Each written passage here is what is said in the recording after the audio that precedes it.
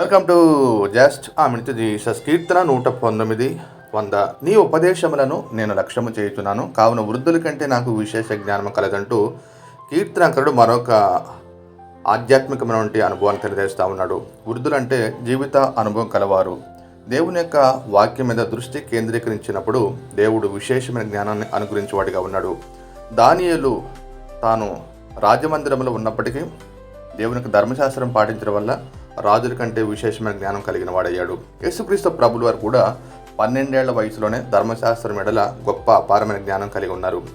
Timothy కూడా చిన్న వయసులోనే దేవునికి వాక్యంతో పెరిగి సంఘానికి గొప్ప నాయకత్వ బాధ్యతలు కలిగి ఉన్నాడు.